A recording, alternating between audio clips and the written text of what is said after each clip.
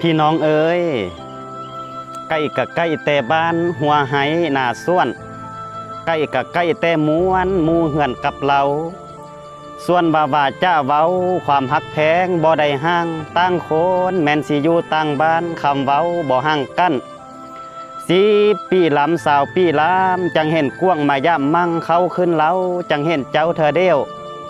เฮิงมาเห็นหน้าเห็นตาจังแม่นของเฮิงได้เห็นหน้าพี่น้องหลายปีแล้วคือว่างามแต่เด้ปะกี้แล้วมาเนาะคืองามแต่เนาะ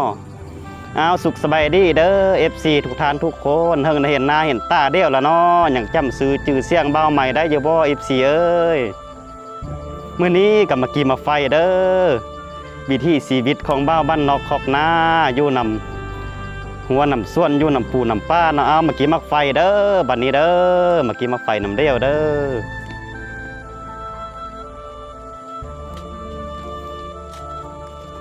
อยู่กับธรรมศาสตร์เด้ออยู่กับธรรมศาสตร์เอามาเด้อพี่น้องเด้อ เออ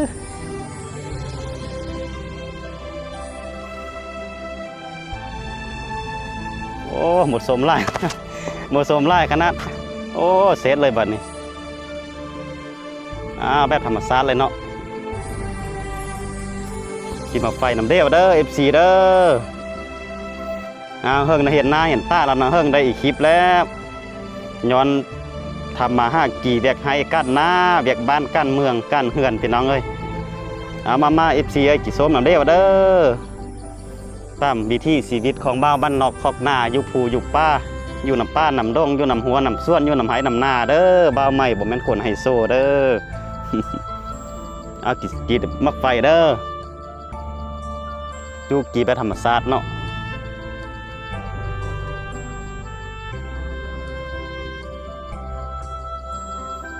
แนวนี้แล้ววิถีชีวิตบ้าวบ้านนอกคอกหน้าเศร้าตัวเด้สิมาโลมเนาะ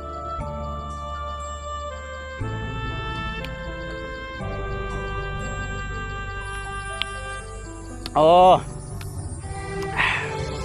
เสือมักฝักบ่มักอยู่ในใจปานว่าเสือมักไปดงคันได้ลืมจ้อย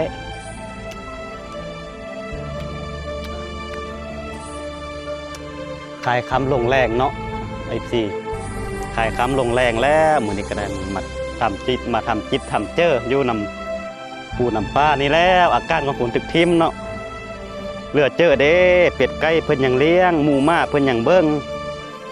บัดเบ้าใหม่นี่นะเกิดเป็นคนแท้ๆต้นน้องบุยดูได้บ่น้อ กินหมกไฟเด้อ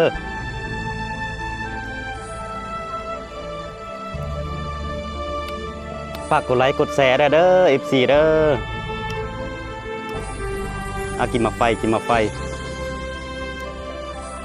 าไฟธรรมศาสตร์เนาะปลอดสาร1,000,000%อันนี้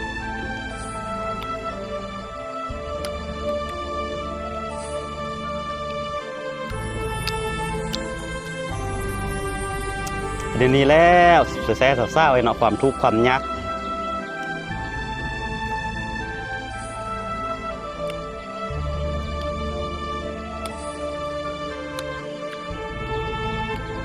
มักไฟ